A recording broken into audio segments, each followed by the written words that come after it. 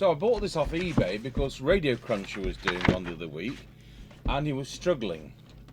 So it's a Binatone 5-star, or Binatone 5-star, however you want to pronounce it, and one of the underappreciated rigs of the 2781 era. And what's unusual, and this is what Radiocruncher was struggling with, is the internal-external speaker switch. It's quite unusual because normally when you plug an external speaker in, it disconnects the internal speaker, but it's not always desirable. You may have the external speaker in another room. You may have this in an office and the external speaker on a re-entrant horn type PA speaker in a warehouse, for example. When you go out to the office, you flick your switch. This brings me, I was doing the 2-channel walkie-talkie the other day, and so I said, well, kind of what's the point of these? Well, most of the people I'm dealing with are what you'd call business users. Somebody is in a tractor all day on a farm. Yes, they've got business two-way radio, and if something goes wrong or they need supplies bringing out, then they talk to base, and base brings out the supplies. But what they can't do, and it's all to do with licensing, it's not technical, they can't talk vehicle to vehicle because they're on split frequencies. So what they do, so to while away the days, because it's boring going up and down those fields, they have CB radios and they chat to each other. And you know the kind of banter, you know, oh, you're an ugly, what's it, and all that. Your typical kind of at work banter amongst men, and it's fine. And they have mini springers on, and they get about 1.5 miles range, and they've all had the baby Midlands, and as these come up for replacement, they're having the CRT minis. And there are hundreds of people doing that. They're only on one channel. In this area, they sit on channel 28, like I sit on channel 31. So don't think everybody's doing 1.9 for copy. No, that doesn't work anyway. It never did work because of all the bucket mouths, Bernard Brigade, and all that kind of carry on. So this has come off eBay, and it didn't come free. Now, when I bought our original sample, I paid $29.99 for a brand new one from an electrical shop at Chelmsford. I was installing a used pipe organ in Trinity Methodist Church there back about 1983. I saw this in the window, to clear, $29.99, bought it, and that was our original sample. Now, that's all gone in storage. We're having a lot of building work done, but it all has turned because the lockdown has stopped everything. So things are slowly coming back, but you know, I've got windows half in and half out, and apertures for air conditioners with hardboarding and things like that. Anyway, here we go. So we've got the Binatone 5-star here, and it's come originally from somebody called Heavy Spanner, and it's got enough power lead to work with, which is kind of nice. And this time I've managed to find the original eBay listing, and I've had to pay 37 quid for this plus post. It was Derby, which is what, 43 miles. I could have gone and collected it, but it's the time, isn't it, for the $6.99. And what he said here, there were 4 photos. It came with a couple of accessory microphones rather than a standard microphone. I'm only interested in standard microphones, so we'll be putting a brand new standard mic to it. So it says Binatone 5-star CB2781. Condition is parts or not working. Selling as spares or repairs as it's not being tested. Dispatched by Royal Mail, la-di-da-di-da, all collect from Ashbourne in Derbyshire. That's fine. So, good photos, 4 photos, clearly showing that the case is rusted, and that's fine. And that's what you want. What you don't want is pictures where there's a blemish, and what they do, and we see this, don't we? Let me just adjust my little... There we are. So I've got that face on, and that looks a lot better than if we were advertising it like that, you see. But when the right thing to do is always to show the blemishes, because people like me don't care an iota, because we'll be sorting it out. And the fact it says Heavy Spanner on the back, great, it's all part of its history. I get graffiti on huge pipe organs that I'm working on, with my main work being in church pipe organ restoration. You know, they've been there 120 years, and you get graffiti on them. And I tell you what, if it's not in a silly position, we'll leave that graffiti on, because it's all part of an era. You know, I was here 1937. So I've got the dishwasher wanting to do some dishes, because it said to me 20 minutes ago that it wanted to do some dishes. So what we're going to do is take the lids off this and stick them in the dishwasher and just pray that this hasn't been modified, because I haven't got time to be doing that kind of work. Okay, so we've got a speaker in it. Yeah, that's not the normal size speaker, is it? It's bigger than usual, you're right. So, as far as I can see, that's absolutely spot on. So I'll take the other lid off. And we will just get that camera zoom to see the colours of those wires into that bit that poor old Radiocruncher, or poor young Radiocruncher, because I think he's only about in his 20s, was struggling with. So I'm probably wanting my scrap chassis back. Yeah, so that hasn't been touched. That's absolutely fantastic, because my scrap chassis had been messed with, Radiocruncher's set had been messed with, and we've got a real fighting chance that this is going to be an excellent radio. I can't even see any cracked cores. That's a real genuine set. So yes, it didn't come free, but it looks, to be honest, to be worth every penny. And I can mend this lead. We can put a bit more power lead onto that, so it's not like I've even got to fork out and pay for a power lead for it. It's had a bash there on that knob, and we'll just see whether it's possible to straighten that up. So I suppose when somebody threw it in a skip, it went knob first. So I'm just going to take the front off, and then we'll look into that wiring. Okay, so that's got the lids off, that's got the front off, it's all gone in the dishwasher, and for the moment of truth, I suppose we'd better plug our nice shiny new standard mic in.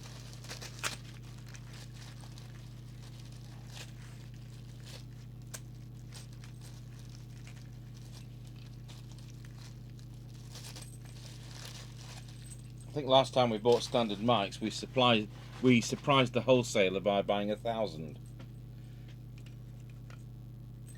Right.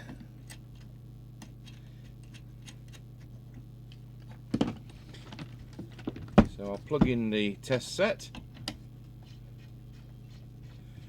and we'll plug in the instrument speakers.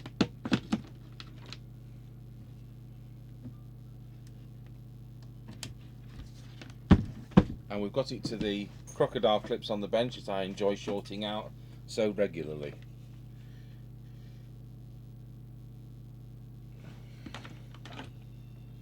Okay, moment of truth, let's switch it on. Okay, so the meter bulb's lit up, but the display hasn't. That could mean that it's not in CB mode. Turn the squelch down, we'll turn everything else up. And of course I've now put the things in the dishwasher, but looking at the photograph, it looks like the first one is CBPA. No, it's 3 position. Hey. So the end one must be the dimmer. So there we are. That's got us in the land of the living. Channel 20.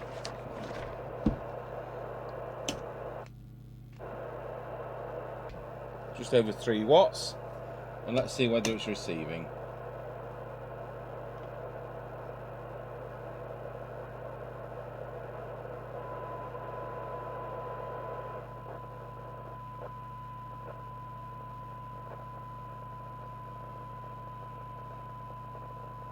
Yep, it's receiving. And that's 0.3 of a microvolt. In fact, that's 0.6 of, not 0.06 of a microvolt. Nearly as good as my Rotel 230. These are such an underappreciated set. You know, everybody bought the Rotels, and The other underappreciated set is the Harvard 420M. These are excellent set. So these are the sealed type of control, and what you've got to hope is some of the open rivets actually go inside the works. That's what I'm hoping. I'm just going to switch the power off because I want to waggle it around, and that involves waggling the switch, and let's hope we can work some switch cleaner into that. Let's see what the result is. That's fine. So I must have managed to get some in through the rivet holes. It is difficult when you use these sealed type of controls, which you can't get any access to. Right, so we'll start with. I've no reason to suspect that this is not that it's not going to work quite well straight away. So, but we'll still do the VCO as the service manual says, and we will start by putting the meter on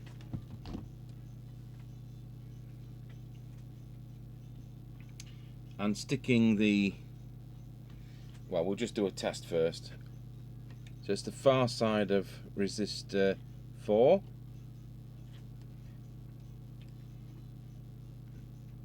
So I've got the probes the wrong way around because I'm a wally. I've got 4.4 volts on receive, and I've got 4.6 on transmit. So just dig the manual out because I just think it needs. I think it needs to come down a fraction. Yes, I remembered correctly for once, and it is 4 volts. I've put the earth side onto the chassis with a crocodile clip, and we're on channel 40. We start with receive, and it should be 4 volts. So we'll just turn the coil there, which I think is L1. We'll just back that off a fraction. There we are, 4.01. Then we're going to transmit. It's 3.99. Well, I'm not going to alter that, and that should be 4, and it's the trimmer, which is just there, the red trimmer. So that's effectively spot on. So now we need to just double check that, and I'll just see what it says. I think we go to channel 1. And by the way, it's plus or minus 0.1 volt, so 3.99 is fine. Select the channel selector to channel 1, and we should have between 1.8 and 2.5 volts. That's our transmit, that's our receive. So little tiny turn downwards on L1 and has brought the VCO spot on. And if you don't do the VCO, you can end up with coming to your radio in a car and it not transmitting on channel 37 upwards, or not transmitting on channel 1 downwards, and channel 3 downwards. All that kind of rigmarole is all to do with the VCO. So I'll now make sure the camera is on our power meter, and we'll start going through the transmitter. Okay, so we'll start with, so it was T1 it's called.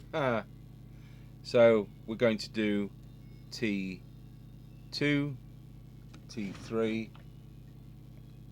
T4. So we're on the 30 watt scale.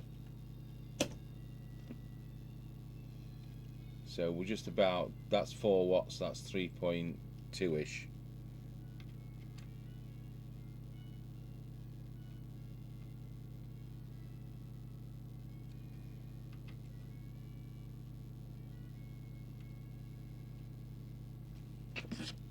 You know what I'm doing? I'm doing this on channel 1 where it last was. That's always something to watch out. I'll go back to channel 20, we'll start again.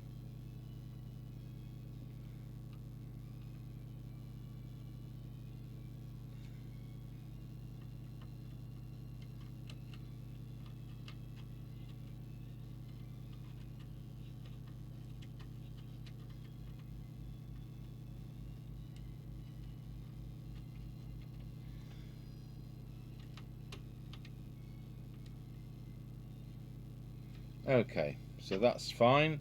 So we've not gained anything there, but we know it's right. So we now move on to the three here, which is L4, L6 and L9, 4, 6 and 9.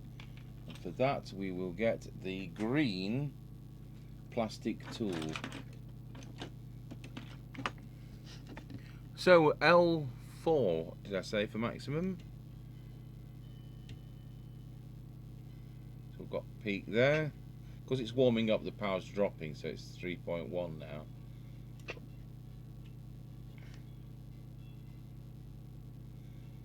There we go. This is one of these sets which isn't going to be...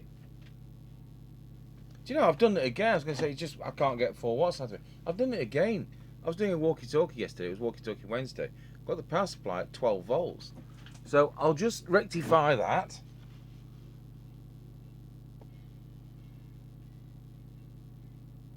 I know the manual says 13.2, but we're setting it for 13.8.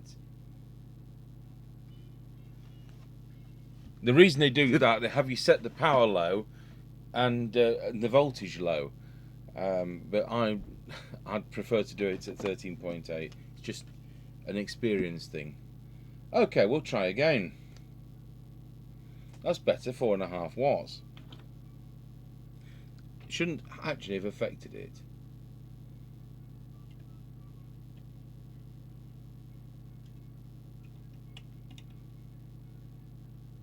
No, it's just more now. That's better. So just have a quick look. There's a procedure because it's it's over power, and I just need to drop that down a fraction. So they want you to set it for 3.6, which we're not going to do. So they want you to. They expect it to do 4.4, and then they have you rotate the L9 core counterclockwise.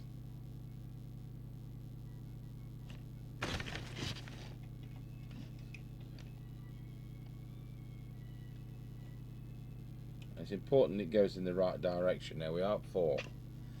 And then we'll check on channel 40 and channel 1 that we've more or less got the same power. Because what you don't want is 2.5 watts on channel 1 and 5 watts on channel 40. So we've got 4.1 on channel 40. And we've got 3.95 on channel 1. So it's more or less balanced, that.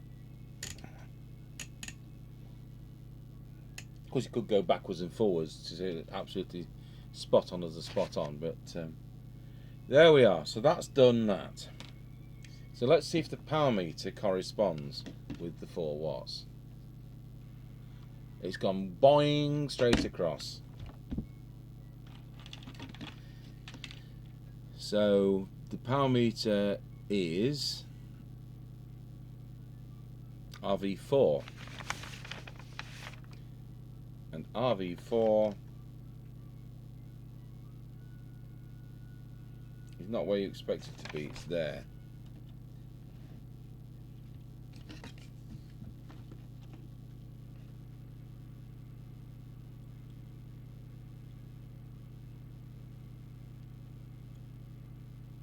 So I've now got that.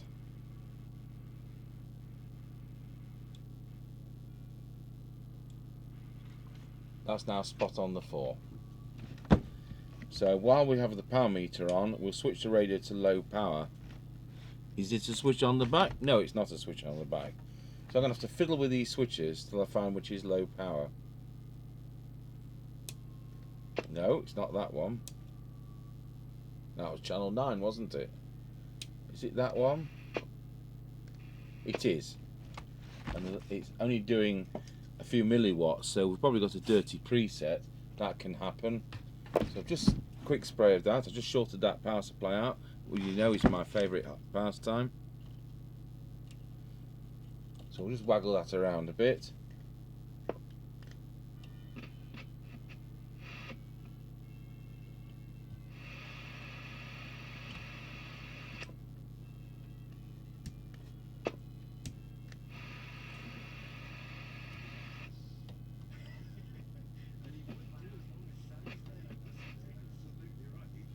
No, that's going to have to be replaced. It's not reacting properly. So I will pause the video and we'll get a new one. Just see if it says quickly whether it says it's RV5. We've gone over to radio on the PA system here. So whether or not I can be heard over that is another matter.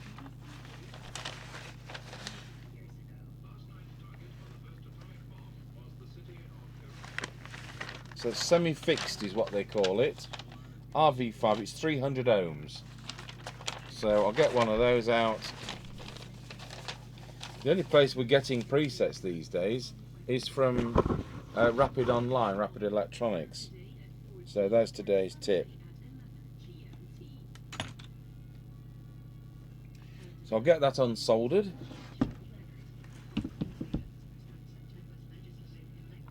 So while we've got the lids off, let's look at this speaker socket.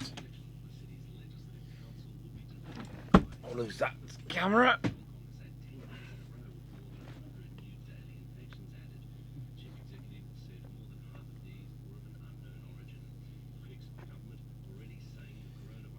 So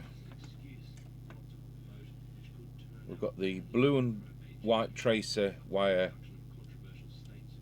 which goes to the inner, the hot terminal, and to the outer we've got the green wire, and we've got a disc ceramic capacitor.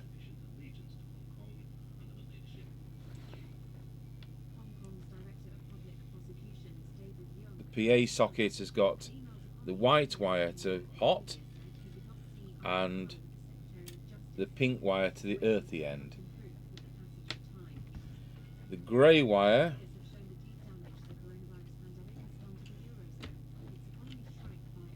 also goes to the speaker socket negative.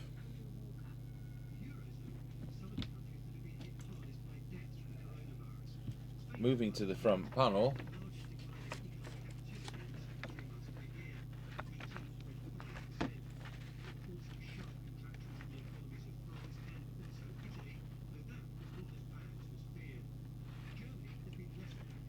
so it's only got one side of the switch because it's a double pole switch, only one side of it's utilised, and that blue wire, a solid blue wire, goes to the top, white wire goes to centre, and the blue wire with the white tracer goes to the bottom. And whatever the switch is next, is it tone the next switch? All it appears to have got is right at the bottom a white wire, and then on this side a black wire, and then on the right hand side it has a brown wire.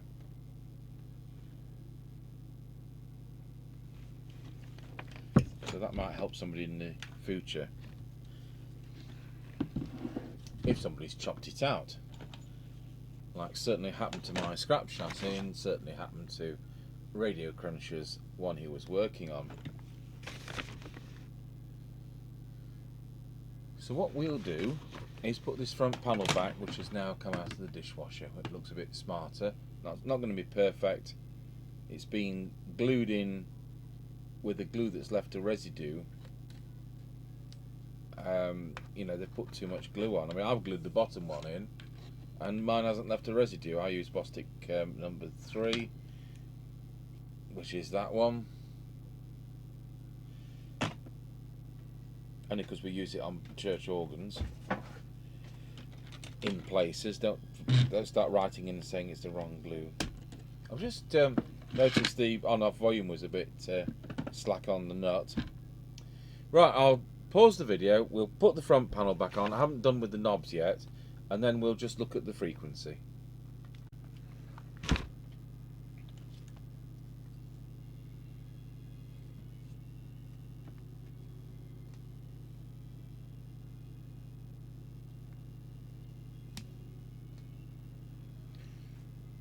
(27,79101). So we'll just bring that up a fraction. If I can find the trimmer capacitor, which is the red one, just down there by the reference crystal.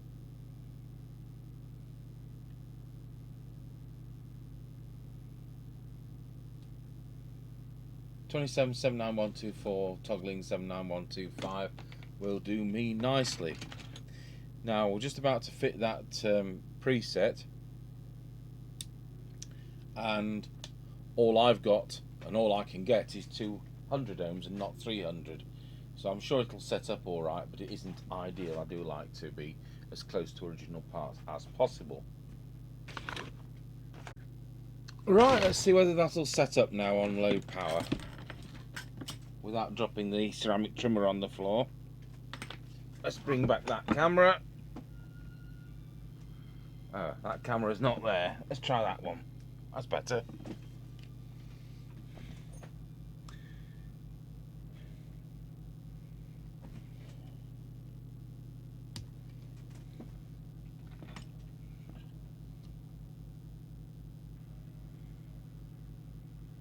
So there we go, 400 milliwatts. So it's a bit one-ended, but it has set up all right with the 200 ohm variable. Good. So that leaves us now with deviation.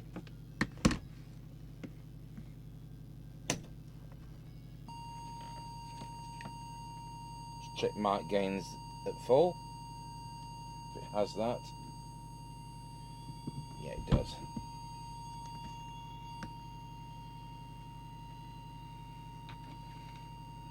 So I want the center, we want the vertical mounted one to the center position, and then I want to adjust the deviation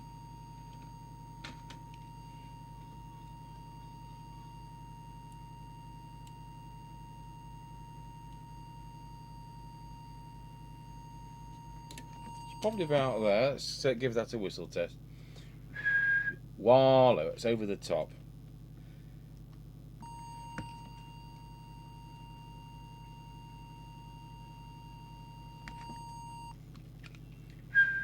Wallow. 1, 2, testing. Wallow. Yep, that's fine. So that's now averaging 2.2 with a never exceed of 2.5. So that's it, we've done the transmitter. So we'll now go over to the receive section. So it was receiving. Have I switched off the external speaker? I have. Okay, we'll find out why there's no receive. So switch the bench light off, and we'll just do the detector coil, which is the one down here in the naughty corner. So we're looking for maximum amplitude.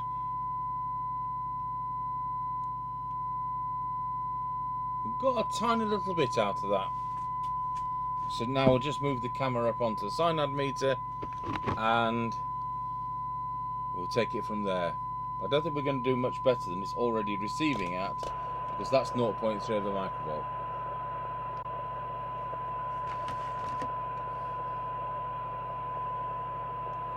Put the bench light back on.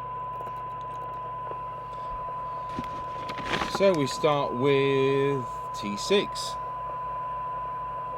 No, we don't. We start with T5. T5 under the wiring harness just here.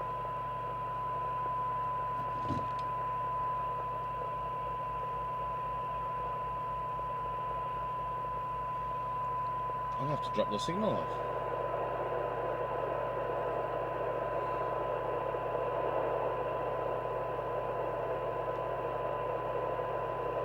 Then T6. I'll tell you what, we just gained some. T7. No, sorry, it's T8. Spot on. We'll move on to the yellow tool.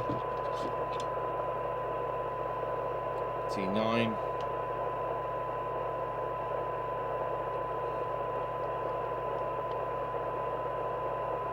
T10.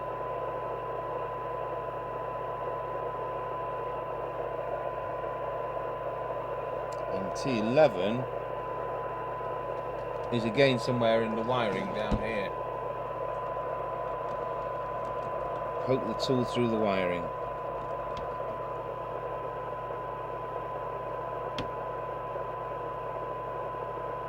Spot on as well. No, so I don't think we've gained anything there. We've probably gained 6 feet on it. Let's take some readings. So for 20 decibel cyanide, the radio is doing 0.57 of a microvolt, which is absolutely amazing. Let's go down to 12 decibel cyanide, one of the more usual points. The radio is doing 0.2 microvolts for 12 decibel cyanide. I've got to move down a scale to get a 10 meter reading. The 10 decibel reading is 0.22 of a microvolt. It's a bit like that Rotel 230 I use. I've had Rotel 240s that I haven't had better than 1 microvolt at. How we're listening now. So let's turn it down. That's 0.15, 0.1, 0.06. I can still hear it. So it's exactly the same performance as that carefully selected Rotel 230 that I use. That's great. So they are out there. It's not just a fluke. I didn't mean any fluke as in the Philips brand of meters. So we're on S9, back to S9. Let's see what the meter reads. It reads it's ever so difficult to see the red meter needle against the red background. So we'll adjust that. And it's RV3, which is this one here in the corner. So I want that to be S9. So that's now reading S9. That brings us to the Squelch. So turn the signal generator off and set the Squelch to threshold. Switch the signal generator on. Let's see when it comes in.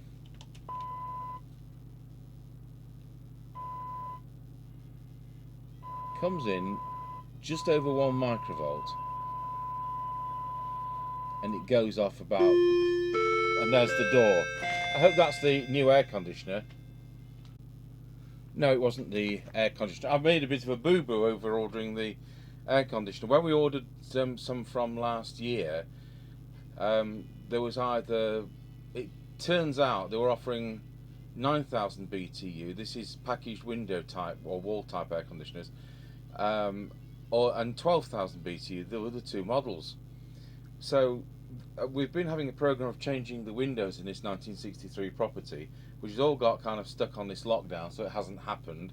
So some have got changed, and the one that Mr. Chippy uses as a bedroom is also a storeroom.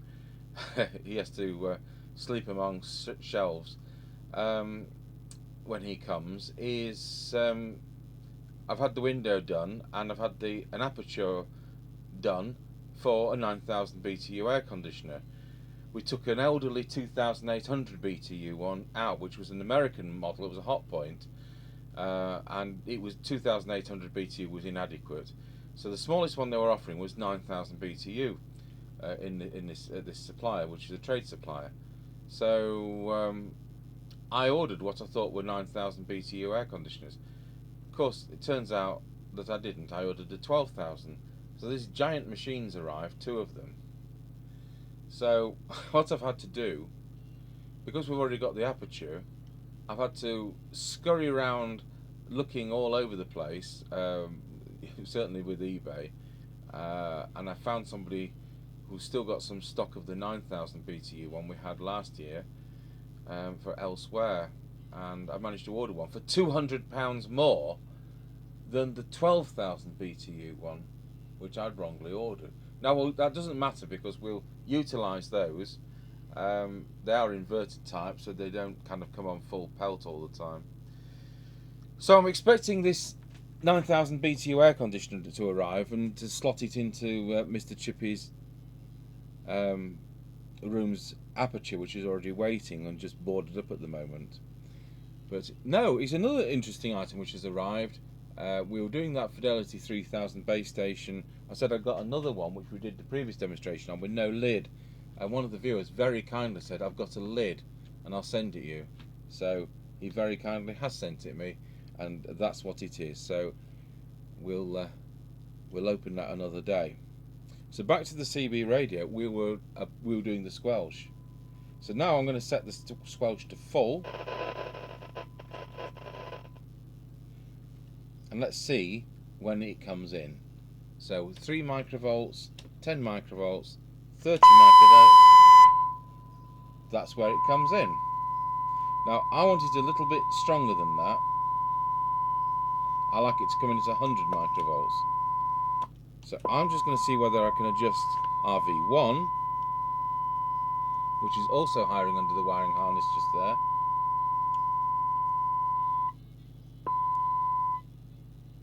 So let's see whether that works for me. Yep, that's coming on at 100 microvolts and dropping off at 30 microvolts.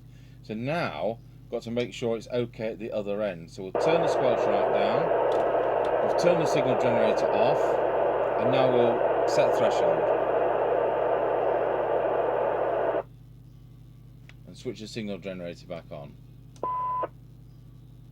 Now it's coming in at 0.3 of a microvolt, so I want the Squelch to be as low as possible. So let's see. So on the fine attenuator, I've got the Squelch coming in at 0.75 of a microvolt and leaving us at 0.6. That's not the best hysteresis in the world, but that's how it is. So I reckon that we are done. Yep, there's nothing else I can think of. So that's the Binatone 5-star. So apart from the low power preset, it was more or less working, wasn't it? We've got another watt out of it. We've got the deviation a bit lower because it was a bit over the top, and we've set the Squelch better, and it's now popped back up on frequency. But it was only a minor service, and there we are. I'll just get the lids off the dishwasher. We'll give them a quick spray over. I'm not rubbing them down. This isn't some huge restoration, but I do want it to look a bit better than it does on the shelf. So we'll come back in 20 minutes when I've done that. You know, Radiocruncher's quite right. I've never seen a speaker so big in a Cybernet radio. I haven't got another speaker to compare it with, but wow, it must be 3.5 inch or something instead of the normal 3. And when you look at the new sets on the market, they've got 1.5 inch speakers and things like that. No wonder they sound rubbish. Okay, so let's put the lids back on. So they look a bit better now they've had a quick respray. And I noticed there's a dent just there. You can just see that in the light. So Heavy Spanner must have dropped his Heavy Spanner.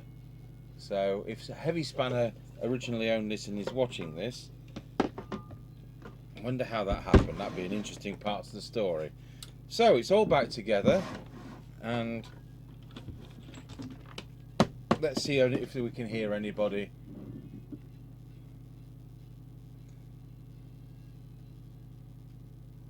I've got port out again because I've got it on external speaker and now to switch to internal speaker. 19 Roger. 19 Roger.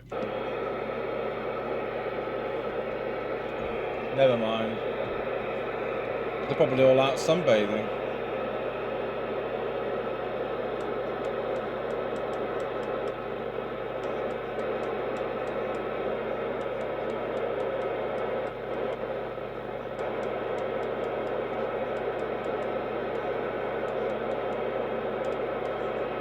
Isn't it great living in the middle of nowhere?